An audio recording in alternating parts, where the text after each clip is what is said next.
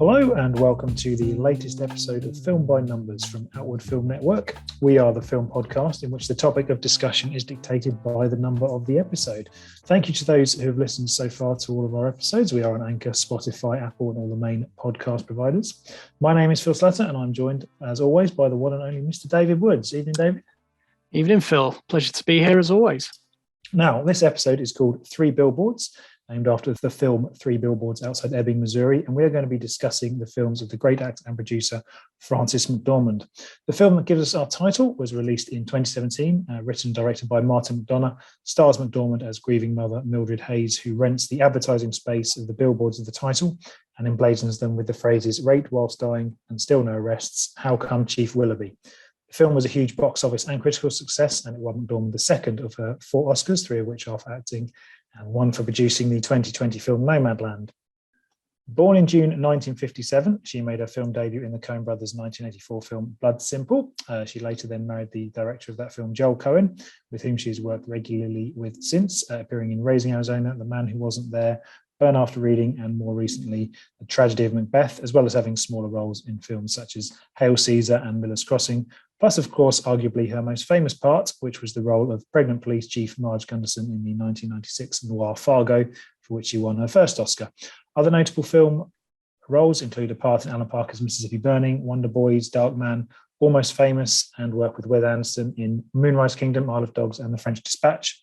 She's not someone who appears in too many blockbusters, but the Michael Bay's Transformers Dark of the Moon does also appear on her CV.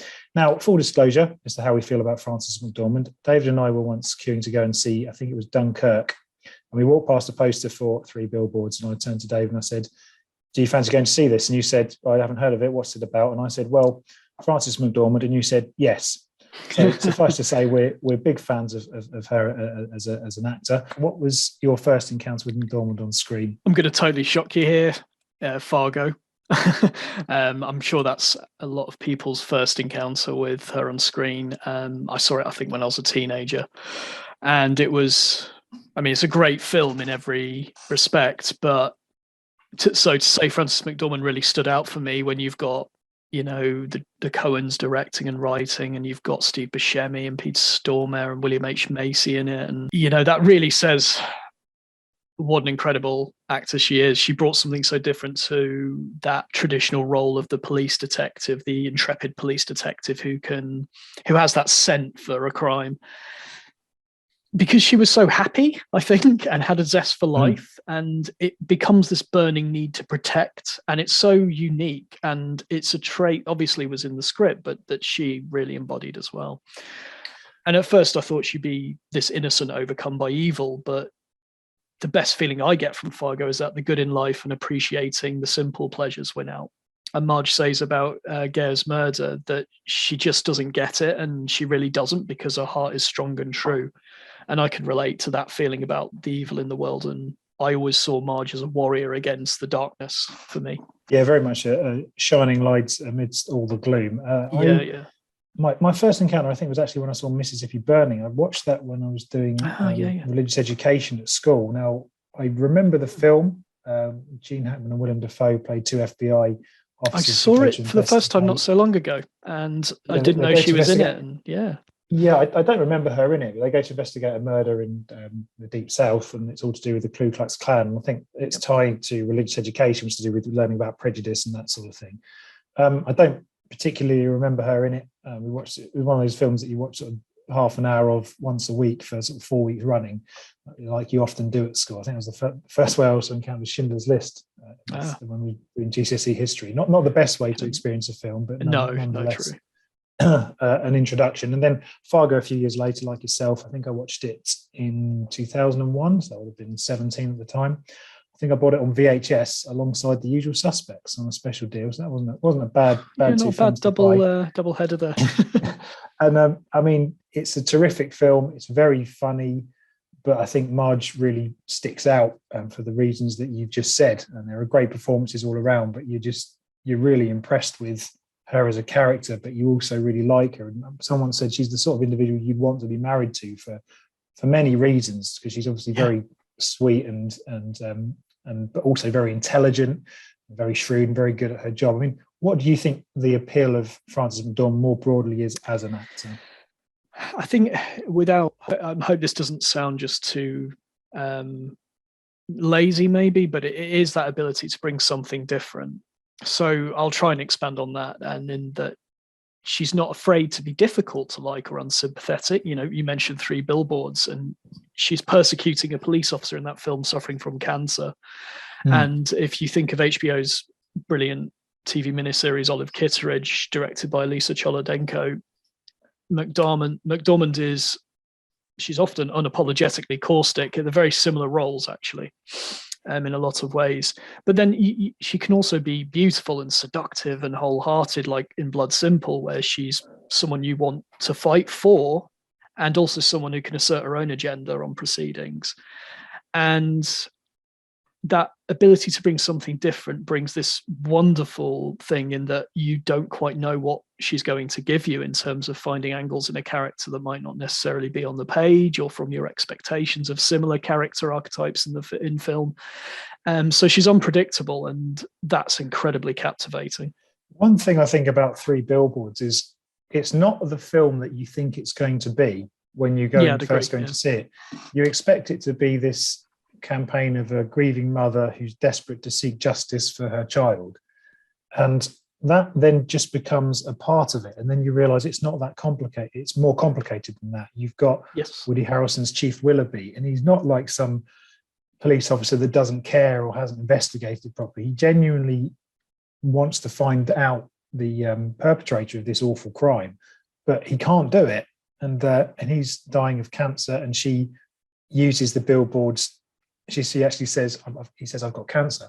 And she says, well, those billboards wouldn't have much of an effect after you died. And it's almost like, okay, so she's not this sort of the sweet, innocent Marge Gunderson character that is far from it. Yeah. Yeah. She's actually not the nicest individual. And that film is sort of littered with characters that aren't particularly pleasant. But then you think of Sam Rockwell's character in that film, and he's this racist cop, and then he actually inadvertently becomes the hero towards the end in a way, and it very much plays with shades of light and dark. And she may almost be countercast in a way because she's so well known for Fargo, and yet Midlred Hayes is very different in many ways from Marge Gunderson. I mean, one thing that I think really appeals just on a practical level from her acting ability is that way that she can convey emotion without moving a single muscle.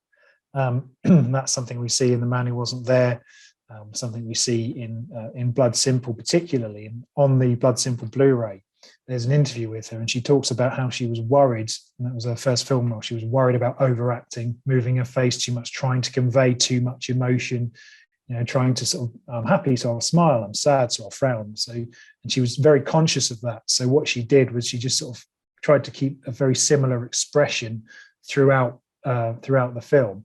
And from that, she's learned this ability to convey these range of emotions, happiness, sadness, without really expanding and moving her facial features too much, moving her face too much. It's quite a remarkable skill, and I don't really know how you can do it, but it's one of those things you watch and I know what they're doing, but I don't know how they're doing it.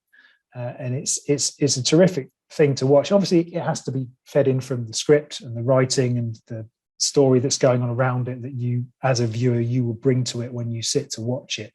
And just another random example of film I think we may talk about in future podcasts, but Siobhan Finneran does the same thing in a very underseen film called Apostasy, where she plays a grieving mother, a Jehovah's Witness, and there's a scene in the Jehovah's Witness meeting hall. I won't say what it's for because it's a little bit of a spoiler. It's that, coming back to Frances McDormand, that ability to convey all that without really showing what they're doing. She's kind of very un-Hollywood, isn't she? And there's something in there. Yeah, no, and in that sense, she reminds me of an actor called Anne Dowd, who you might know from The Leftovers or A Handmaid's Tale, who doesn't have that glamour, for want of a better word, but Anne Dowd, like Frances McDormand, is a force of talent and presence, and I just love watching Dowd. It's a very similar thing to when I saw Dowd in The Leftovers, as I saw McDormand in Fargo, And it's this rare thing that I think female actors are allowed, maybe, as it suggests we're missing out on great actors due to obsession with superficial beauty, and we're missing out on these incredible personalities and captivating screen presences because of a certain objectification. And I think McDormand has become a bit of a poster child for a rejection of this. She's got that charisma that she's gonna bring in. That's what's captivating, isn't it? Charisma is captivating. It's looks are such a superficial thing. But like the Coen brothers, she's sort of worked within Hollywood and has obviously won Oscars and appeared in some successful films. But she's almost quite un-Hollywood in her whole approach, and she's very anti-plastic surgery, which her whole character's motivation in Burn After Reading is to get plastic surgery, which I find very interesting. But she has a lot of fun with it as well. You can see that. Yeah, and she's someone who sort of seems to have grown old very gracefully in that regard.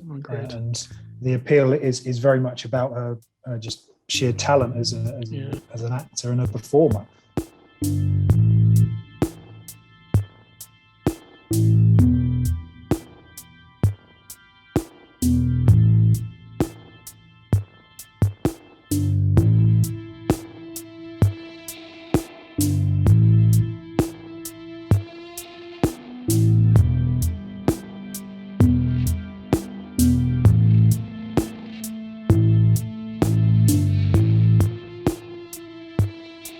What we've seen a lot of recently is the heroes and villains is an old-fashioned idea.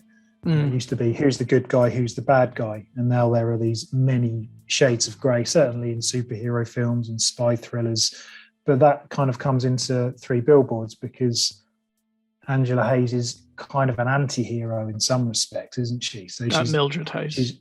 Midlred Hayes, sorry, Angela Hayes is the daughter.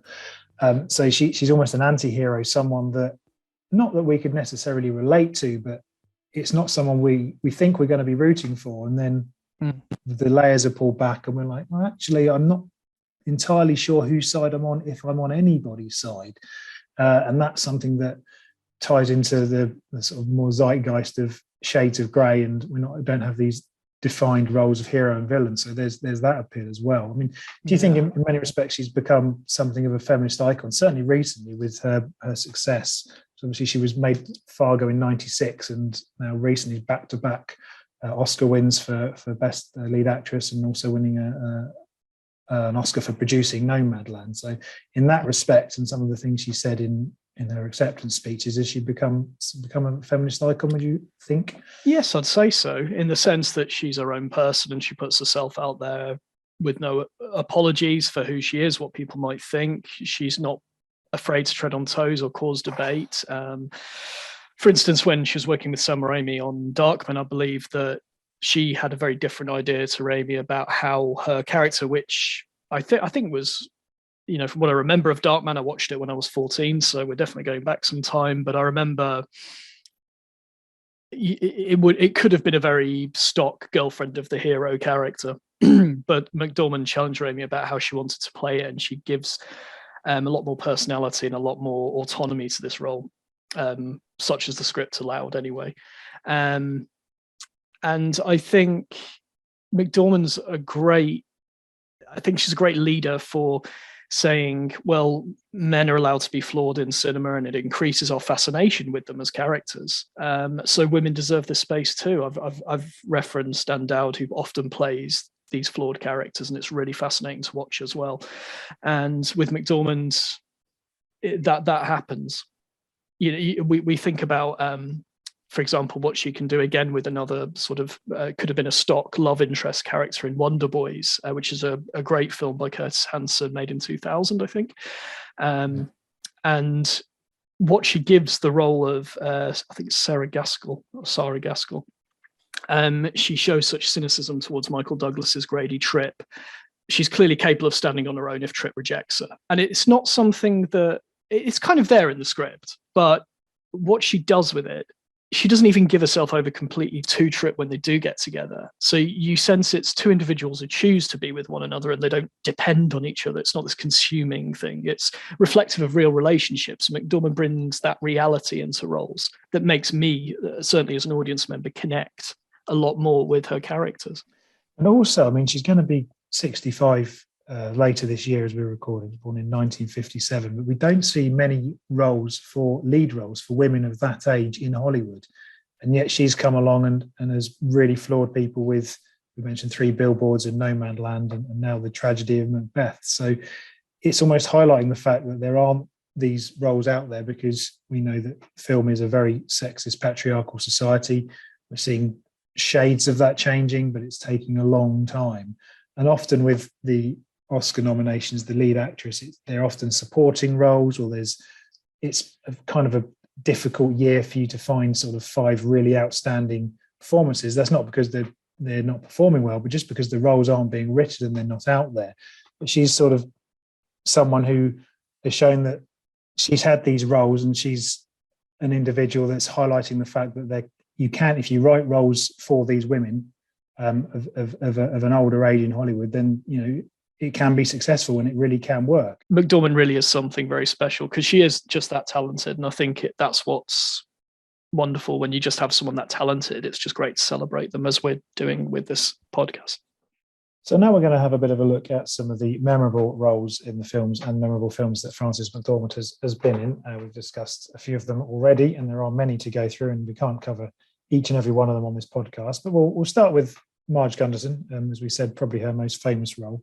In many ways, a subverting of genre, which the Coen brothers often do. A feminist icon, very clever, lovable individual, but also quite sly and cunning, I think, Dave. And she uses her pregnancy as an invitation to sit down in one scene. It's a very slight scene, but she gets a slight moment. She goes into the office with William H. Macy. Mind if I sit down, carrying quite a load here? She serves her role as a wife whilst also solving the complex crime. She's right at the end of the scene where we see her pick apart the murder, the first 3 murders. And then she suddenly says, I've got to stop by the store to get some night crawlers for her husband. It's like she's fulfilling that role of a wife as well as solving this crime. And that makes me think of that great scene where she's with John Carroll Lynch, who plays Norma, husband, and they're in bed, and he's so proud that he's got his artwork on a postage stamp that's not even a particularly high denomination, and she's so proud of him. She's genuinely happy for him. And of course the scene where he gets up to make her eggs in the morning and she's smiling, and they've obviously got this very loving relationship as well, and that's a nice it sits really nicely alongside this very dark pursuit of a crime she's going down. In every scene that you see Marge and Norm, they're either eating or in bed together. A lot of humour as well in the scenes, aren't there? And it's the first scene you see the two of them. There isn't much dialogue at all. I mean, she sort of says to him, "You can sleep," and that she's got to go, and he says, I'll fix you some eggs. You've got to eat a breakfast. Yeah, while farting away like a trooper. Yeah, and clearing his sinuses. And then you just sort of see them sitting and eating. And it's, again, goes back to what we were talking about, her ability to convey many things without actually saying it or doing it. And it's a scene of almost quite a boring scene in many ways. If you it's think very about domestic, things, isn't it? Yeah, things that go on in Fargo, the high crime and all that sort of thing. But in that scene, it's literally a husband and wife waking up in the morning. Up he gets, they eat breakfast. She goes out to get a car, and the car won't start, so he has to give her a jump. It's just those beautiful pauses. I think you need to make drama or any character even very compelling. You need to just pause and look at them, spend some time with them, and not be afraid of that. That codependency as well in many ways, because she doesn't need Norman to get up. But he does anyway, because he wants to help her out and he wants to look after her. So it's kind of almost what's at stake throughout the film is that idea of domestic bliss, because that's in direct contrast to William H. Macy and what's going on with his wife and child. Yeah, and then you think of the way whole thing's falling Marge apart. crushes Jerry Lundegaard when he starts getting a bit shirty with her. She just cuts him down because he's in this mess, isn't he, domestically, and she's got this solid domestic life. and it gives her almost a power there. And she's not in the film quite as much as you might think. No, she's not. Is telling to how much of an impact she has as a character. She doesn't come in till about half an hour. Yeah, it's quite late, isn't it, for the lead character? It's a very unusual 90-minute film. Yeah. Obviously, being the police inspector, you've got to wait until the crime happens first of all. But she, again, it ties back to the lead roles in Hollywood, because maybe in some respects that isn't really a lead role in the film. William H. Macy is sort of the lead, but he was nominated for Best Supporting Actor, which again shows you about how many big roles there are for men in Hollywood. The fact that he was only considered a supporting role in that film, and yet she was the lead, even though she's not in the film that much. But it goes to show how much of an impact the character has, because purely she is there. She is the one thing, not the one thing, but she's something you really remember from that film, the real thing you take away. And something that I think she does in all Coen brother films is she anchors a lot of the humanity. And the Coens are often accused of not having sentiment, but not really doing sentiment well. And she's the one that really brings the sentiment home and brings the domesticity of the situation home, and the genuine sadness as to what happens in the entire film is all fed through her. And that lovely speech she does at the end that we'll come to, when she gives Peter Stormare character's addressing down about, you've done all this carnage for a bit of money on a lovely day like this. What's wrong with you? And I think that's something she brings to all the Coen, well, not all, but most of the roles she plays in the Coen brothers films.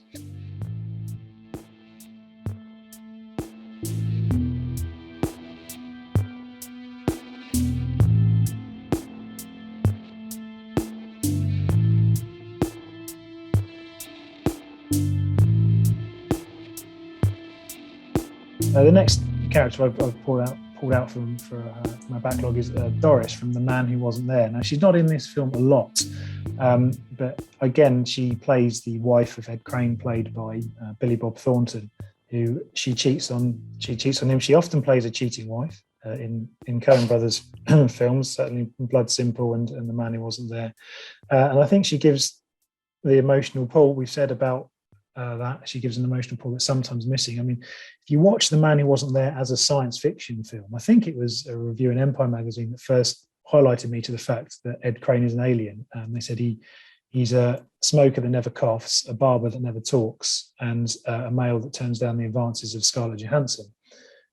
I also added to that, from when I watched it for this pod, he never drinks or eats in the entire film. It's a really interesting little snippet of character.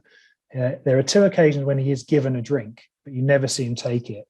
There's one occasion when he's in a diner and the lawyer is eating and he doesn't have anything. And there's also an occasion when he's having dinner with Big Dave, James Gandolfini's character, and Doris Frances McDormand's character and James Gandolfini's character's wife. And he's actually got a full plate of food, the Ed Crane character, but he's not touched any of it. And it taps into this idea that he could well be an alien, and there's an overtones of UFOs and Roswell, and this idea that maybe he was a human being and maybe he's been taken over by another force. He's also someone that never has sex as well. He says when he finds out that Doris was pregnant, he says, we haven't had this perform the sex act in many years.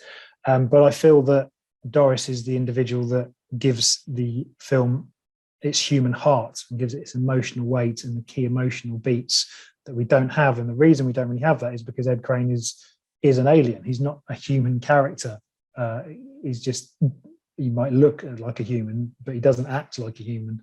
And again, she pulls that in as the cheating wife, but one that has an emotional resonance. And her character, again, she's the lead actress in the film, but she's not in the film for very much. But certainly someone that is very key to that film playing out and working as well as it does. It wasn't a huge box office success, actually. No, and it's a long time since I've seen it. I mean, the whole alien subtext, I don't remember thinking at all. I interpreted it more as it was a man who had just been moved to the fringe of society for whatever decisions he'd made in his own life, and it was about and I think Frances McDormand gives him this anchor, as you mentioned, of a way back in, that I, if I recall rightly, ultimately rejects. But yeah, like I said, it was a long time ago since I saw it. But it's definitely definitely a film worth seeking out. It's a bit of a forgotten Coen film, I think. It is. I'd like to go back to it. I don't think I fully appreciated it first time around. I would like to see it. I think it won the Palme d'Or actually, and was a big critical success. It won a big award, or one of the big prizes at one of the festivals. But box office wise, it perhaps struggled to find its audience. I mean, it's black and white noir film. Good cast though, James Gandolfini, mentioned Scarlett Johansson, and some very memorable moments in it. Moving away from the Coens, we've back and forth. She has obviously done a lot of work with the Coens. You can't escape it. Fern in Nomadland. Unfortunately, I didn't see it at the cinema. It came out in lockdown, but it was on Disney Plus. In many ways, a love letter to the American landscape. But her character, I think she's the only character that doesn't play. She's the only person that doesn't play a character with the same name as her. All the others have got, or certainly a derivative of their own name. She's someone who is, like many of the characters in the film, going in the opposite direction to the American dream, trading in the corporate world for the open road, and a character who embraces nature. And one thing I actually quite liked in the film was its portrayal of Amazon in a strange way, because that represents the digital corporate world. She's Frances McDormand's character Fern works for Amazon to get the money to fund her lifestyle on the road. It represents the juxtaposition of the digital world in which we're all living. We can order things off the internet with this natural, almost, I say cowboys and Indians, almost Wild West approach to living in a nomad land. And it doesn't portray Amazon. Maybe Amazon then are the railroad company smashing through the landscape, but everyone's got to work for them because everyone needs money. Yeah, but it's not one that says, "Look how terrible Amazon is." No, it doesn't. No, it's like the people are grateful of the work, aren't they? Yeah, I mean that's the sort of the easy thing to say that people often talk about. Amazon is great, big evil, but everyone uses them, and we all subscribe to them, and it has a bit more balance than that. But just on the subject of her character, I mean, she's a fascinating individual, and again, it's a sort of no holds barred performance from McDormand, isn't it? Yeah, because she's very fragile. She's on the edge of existence in a capitalist society, and a widower as well. Yeah, and she might fall apart at any moment, but she does continue to trust herself alone. It's that, the scene where she's on the toilet, she's getting up every day, doing what she's got to do to, really down in the muck, having to go again, because she's known great love and has a strong heart from it, and that sustains her. You think she rejects David Stratton's Dave. He is put forward as a character who could help her, heal her, because we all need other people. That's definitely a strong message in the film. But she chooses the land, the environment, and that freedom from ties. And they all said that it's not a life that any of them would have initially chosen, but it is a life that they come to love, which is an interesting approach. Certainly, it's again an almost juxtaposition to the American dream. It's not about chasing and having the big house and all the big money and being this great success. Sometimes it's about stripping all that away. Yeah, I mean, you hear the phrase "see you down the road." I think when that very powerful scene when the man's talking about losing his son and he's decided to help other people, and there's no goodbyes. It's just see you down the road, and there's something very freeing in that statement as well. Absolutely, and the cinematography is just wonderful as well. Yes. So that end, I wish I had seen it on the big screen with the mountains in the backdrop. Next character, Abby from Blood Simple. We mentioned she plays a cheating wife in many Coen brothers films, but in Blood Simple, let's hope it's not life imitating art. Yeah, and we should also mention we yet to see the tragedy of Macbeth, which I'm very keen to see, in which she plays Lady. Yeah, I'm very upset we didn't get to see this before. This podcast. Unfortunately, it's a talk for another time, but it's on. You have to have every single streaming service in order to. It's on Apple TV. Yeah, I think. I mean, maybe we could just do one episode alone on just Denzel Washington and Frances McDormand being the two leads in a film playing Shakespearean characters. I think that's worthy of a podcast alone. Yeah. Wow, what a prospect. Definitely one that we're eager to catch up on. I mean, you just see Frances McDormand as Lady Macbeth and you think, okay, that's, well done. You've got that right. But Abby from The Blood Simple, she is a wife who cheats on her husband. She is the most moral character of the four main ones, despite the fact that she is committing infidelity. I mean, Marty Dan Hedaya is quite an evil character. He hires Visor Emmett Walsh to kill his wife and a lover, but he's double-crossed by John Getz, his character. Ends up finishing the job, but she always remains out of the loop until she gets inadvertently drawn into the violence. But it's about her standing up to the violent men in her life. And there's the telling final line when she says, "I'm not afraid of you, Marty." And she is a very strong character, one that's been driven away by this really unpleasant man into the arms of another man that and I think by the end then goes down a very dark route. Yeah, and I think by the end she's taken charge of the violence in the movie, which is, there's lots of strong violence in the film, and she's in charge of that. You think she avoids the bullet where Ray doesn't. She has got control by the end. Absolutely. And then the next character that we're going to move on to is more comical, light-hearted role in a more comical, light-hearted film, but Linda Litsky in Burn After Reading. Now, I love Burn After Reading for many reasons. Me too. I love the way it plays with the MacGuffin, the idea of this mythical object that everyone wants, and it can be like the money in Psycho, and in a lot of Coen Brothers films, the money often gets discarded. It gets dropped into the water in Hail Caesar, buried in the snow in Fargo, ends up in the car in No Country for Old Men. In Burn After Reading, it's this disc, and the best thing about the disc that is the MacGuffin is that no one knows it exists or really wants it. John Malkovich has written these memoirs. His wife has accidentally made a copy of it, so he doesn't know it exists in a disc form. She doesn't know it exists in a disc form. The person that loses it is a secretary who we briefly see in one scene, and she's almost forgot she had it.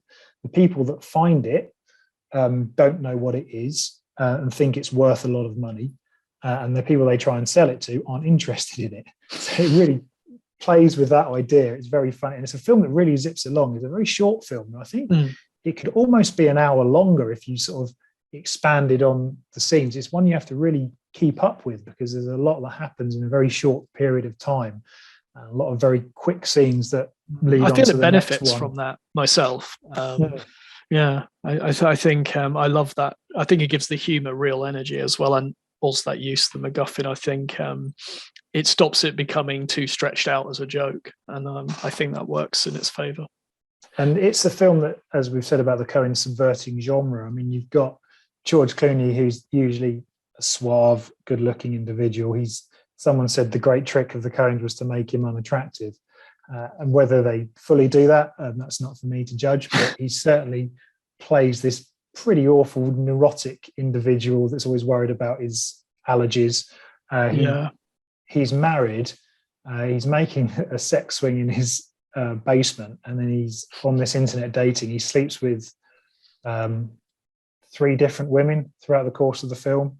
And he's cheating on his wife, and then when he discovers he is truly pathetic. When he discovers his wife's cheating on him, he gets really, really, really upset and sort of has this big breakdown. He's a really unpleasant character. Yeah, and it isn't his nickname. His wife's a children's author, and his nickname's something that's in her novels. This very childish nickname, which just sort of sums him up, I think. And you've got a lot of other unpleasant characters as well in John Malkovich, who's just got this anger management issue all the way through. You've got Tilda Swinton's character. Pleasure to see. Really, really cold, really unpleasant individual. And Brad Pitt, who's not a nasty person in the film, but he is sort of countercast again because he plays this goofy fitness fanatic who's he's very goofy, but a bit slow on the uptake. And then you've got obviously Linda Litsky, who again is the most human character in the film. And she's somebody that shows genuine emotion. She's got a great friendship with Brad Pitt's character, and then she gets really upset when she discovers about him when he goes missing at one point. She gets very sad about that. As we said, Frances McDormand is very anti-plastic surgery, but Linda Litsky's whole motivation for selling the disc to the Russians and trying to get money is to fund her own plastic surgery, despite the fact that she works for a gym, despite the fact that she doesn't need the plastic surgery from our viewpoint anyway. And there's an interesting line in it where she turns to Richard Jenkins's character. She says, "I would be laughed out of Hollywood." And it's almost postmodern casting, isn't it? It's almost like they're deliberately using Frances McDormand as a character to counteract those points within the film. Again, it's an ensemble piece, as many Coen Brothers films are, but again, she gives it that emotional resonance. She does, but I think that's quite impressive, because I think in some ways you could interpret Linda as being a bit of a monster, really. She's impossibly horrible to Richard Jenkins, whose character, who's a really decent guy and is in love with her, but she chooses very superficial men, and she wants this superficial. You do get the impression plastic surgery genuinely would fix all her problems, and that there's nothing really inside to fix. But yet she does give it this vulnerability and this sensitivity that isn't necessarily there. It could be found, but I think it takes an actor of real delicacy and nuance to find it, and she does bring that out, I think. We've often talked about her being the cheating wife, but in this film, it's actually she's the one who is cheated on. The first person she meets through internet dating, she goes through his wallet and discovers that he's married. And then we've mentioned the George Clooney character who's knocking about with all these women and is married as well. So it's almost a subversion of the characters she's usually played in the Coen Brothers films, because she gets really downhearted when she discovers that her first date is married. So it is like a flip to what she's usually playing. She's the one now is the one being cheated on.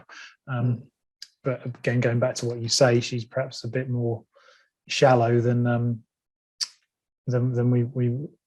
other characters, because her whole motivation is the plastic surgery. And come the end, she's the only individual that gets what she wants, in the same way that Marge Gunderson does in Fargo.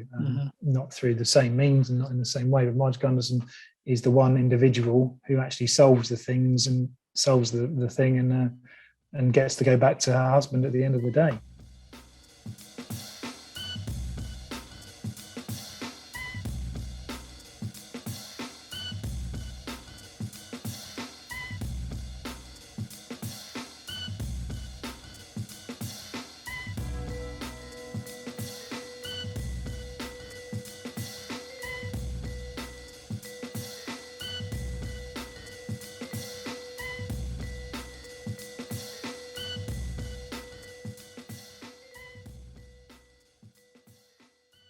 We like to end these podcasts with 3 recommendations. We're not going to recommend specific films from Frances McDormand, but we're going to look at 3 specific moments that we really like. Have you got your first one, Dave?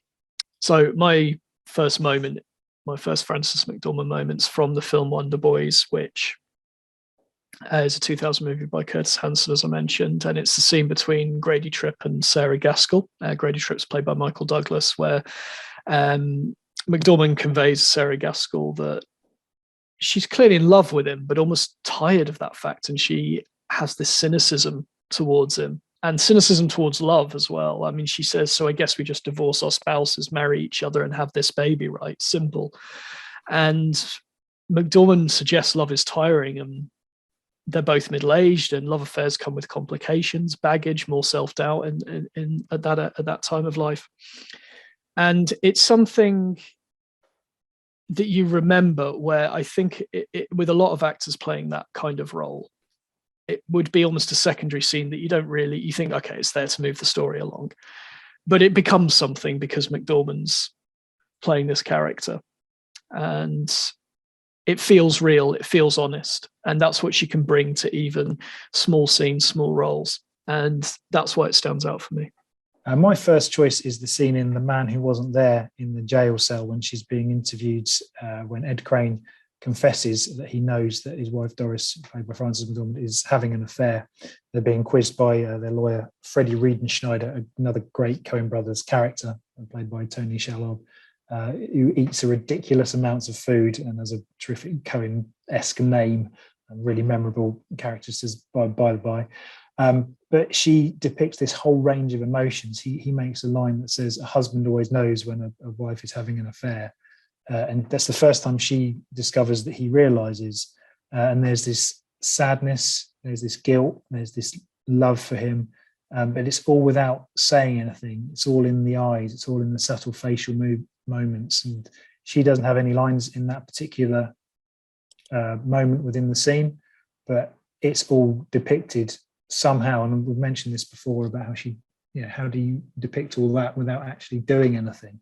And I think it's a real testament to her skills as a performer that she can do that. And it's again a real humane moment in an otherwise noirish film that maybe can be lacking a bit of sentiment. Maybe it doesn't need it, or maybe she is the whole point of her being there is to have that sentiment. But that moment, she's not in a lot of scenes, but that's definitely one that really stands out for me. It's a small moment, but a really impressive one.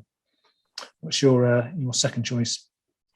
So I'm going to go for Burn After Reading, which we've just been discussing the plastic surgery attitude that Linda Litsky has, and I'm going to go for that scene with her plastic surgeon, which is just, it's really sad in a lot of ways, but it's very funny the way he's going through he's detailing the various procedures, and you're going to want this, maybe you don't need that so much, but this I definitely would. And Linda's got no problem with these things being pointed out. She wants this, there's no doubt there. But you can hear the vulnerability in her hysterical humor. I'm all woman, and it's revealing her insecurity there. But I think it's also an interesting scene in that it shows that Linda doesn't value depth or substance particularly. There is a sense of self being lost here, and that's coming from McDormand. And I think there's a valuable empathy that's put into this scene that a lot of actors I don't think could do. And it creates a wonderful balance where you're feeling desperate, really, that this person wants to adjust their body so much, but also knowing the humor there, that this is something she actually wants and doesn't have a problem with. It's very funny as well just to watch, and definitely a good moment for me there. My second choice is not quite the first time we meet Marge, but when she picks apart the main crime scene in Fargo. So shortly after she's left her home, and she meets up with Lou, who just, by the way, stands there and watches her get on with her work. And all the others are inside because it's cold. So she's got up early, she's got out of bed, she's heavily pregnant, but all the other male police officers are just going to let her get on with it, which tells you something maybe about her character. And the way that she picks apart not just what's happened, but she starts to put together a profile of the suspects. She just looks at the footprints and says, he looks like a big fella. I'd be surprised if he was from Brainerd. And it's just, we've seen what's happened. And so for her to come in and just sort of relay what's just happened shouldn't really be that impressive from a viewer's perspective. But when we realise just how, because of her performance, we realise just how clever she is. Well, we know that. Wow. So she that she hasn't seen all of this. She's not watching the film from a postmodern perspective, but she can detect it just from these clues. It's a really, really memorable moment. There will be an anatomy of a scene on our YouTube channel based around that coming up. And also, as I mentioned before, she also fills her role as a wife. But there's also a little moment right at the end of that scene when she's in with Lou in the car, and he says, "I've got them searching for dealer plates." And she says, "Well, I'm not sure I agree with your police work there." He says, "We're looking for cars with a license plate DLR," and she says, "No, it's dealer plates." So it shows that she's a bit sharper than the other police officers, but also she then makes an old-fashioned joke about personalised number plates. But it's almost like she wants to kill any tension in the scene that she's got one right that he hasn't, with a little bit of humour, which again shows her humanity. So that's my second choice. What's your third? That's a great choice. And I, of course, want to pick Fargo, but but I decided to go off something else. And I have to say, though, this is one of the moments I probably would pick above most others. And I mentioned Lisa Cholodenko's Olive Kitteridge. I'm going to go for the scene where Frances McDormand her character's talking about depression. And she's telling her son, saying, "Oh yeah, this person, at school, that his mum's got depression." And she says, "I've got depression," and she starts telling her son, like, totally openly, she has this illness and it's a family trait, and he needs to know about it because he might have it. And her husband gets very defensive and says, "Oh no, I don't think you should be talking about this, and you don't have it." And she goes, "Oh, I'm happy to have it." Goes with being smart. And it's a scene that says, well, why should we deny depression or tread around it as an illness? People feel uncomfortable with that, but it does explain who we are. Bad wiring makes your nerves raw, Frances McDormand says. And her son says, "What, is that why you're so mean?" And she says, "Absolutely." And her husband says, "Try being happy." And she goes, "I can't, I'm too depressed." So it's a scene with a lot of humor and a lot of hard truths, and it's a terrific ensemble drama as well. But it's a moment for me that really captures the essence of both McDormand's character in this series, and just how she can speak about difficult subjects in a very honest way as an actor. And I've got to give a special mention as well for the scene she has with Bill Murray where she finds him collapsed after he'd been out walking. It's very funny. So I have to just give a shout out to that scene, and probably Olive Kitteridge in general. It's definitely something people should check out. A great drama. Excellent. My final choice is I've gone with Fargo again, but I just think the final scene where she gives Gira and Peter Stormare a dressing down in the car. Peter Stormare doesn't say many words in the film, but he's this ruthless individual that has no hesitation about killing people in cold blood. And then you get this brilliant juxtaposition of him in the back of the car looking sad, tail between his legs, and he's been taken down not by a fellow hoodlum, not by a criminal, not by someone who's got this clever scheme to extort money out of his in-laws, but by a pregnant police officer. And she just sits there and gives him a real dressing down, and it's a wonderful scene. She shows genuine sadness as to what's happened. No one else does throughout the film. It highlights the meaninglessness of it all with that wonderful line, "for a little bit of money," which is quite key to Coen Brothers films I've mentioned. What happens to the money in the remake of The Lady Killers and Blood Simple, No Country, O Brother, Where Art Thou? Burn After Reading, Hail Caesar, the money disappears. And it says, because it's almost like their way of saying, this doesn't matter. We go chasing after these financial gains, but to what end? Which is almost the way they've approached their filmmaking in some respects, because they haven't sort of chased after big budget. They haven't gone on to do, big budget Marvel films. They've always done what they want to do. But going back to the scene, she brings in human sentimentality. And she appreciates the natural beauty of the landscape. It's a beautiful day. And she isn't corrupted by the fall of man. It's an element backed up with the joy that she gets at the end from Norm only having his picture selected for the lower value stamp. But she has genuine pride in what he's done there. And she delivers the brilliant line, "I guess that was your accomplice in the wood chipper." And she does, it's a ridiculous line. It should be funny, but she delivers it with real human resonance. And it's not something you laugh at. When you read it, you think it's like a wry smile more, isn't it? There's so much. Yeah, that should be hilarious in a very sort of blackly comic sort of way. But that's not the way she delivers it. It's just, she's just appalled by the real horrors of what she's seen and is genuinely saddened by it. So that's my third choice. Just to sort of tie it up, are there any directors or people that you'd like to see her work with in the future? So many. I think Jane Campion stands out for me. I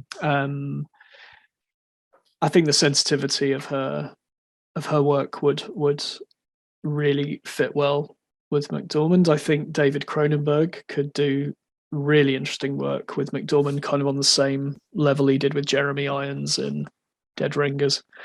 Those are two definitely that jump out for me. I think the Chilean director Pablo Larraín, who made Jackie, and I think, did he do Spencer? that's been out recently. Yeah, I think well worth checking out. Yeah, well, I've seen some of his earlier works, and like Postmortem and No, I think, and Tony Manero. I think I would love to see him take on those kind of very black movie tones with McDormand. I think that could be a really interesting one as well. So, and there's so many more I could mention. I mean, I think everyone would benefit from having Frances McDormand in their films, wouldn't they? Yeah, I mean, I do. So I think, to see her in a Spielberg or a Scorsese would be fantastic. But at the same time, I kind of appreciate the way that she works with these lesser known directors, like the Coens initially, like Chloe Zhao as another one. And I kind of almost admire that indie approach to working with individuals that aren't established names. That's almost been her MO.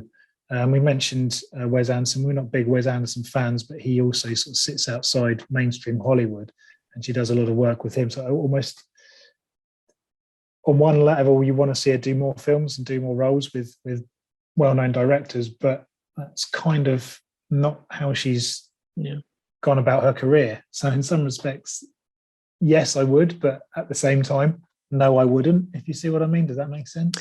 Yeah, no, it does. It does. I mean, as you were saying that, I'd thought of the Japanese director Naomi Kawase, who made a wonderful meaning of life film, really, ontological film about called Sweet Bean, and again, it's the kind of maybe more independent sort of film that allows actors, I think, to have more scope to explore character nuance. But I agree with you. I mean, you think about the casting for Jurassic Park. Laura Dern has done a lot of independent work herself. So Sam Neill, Jeff Goldblum.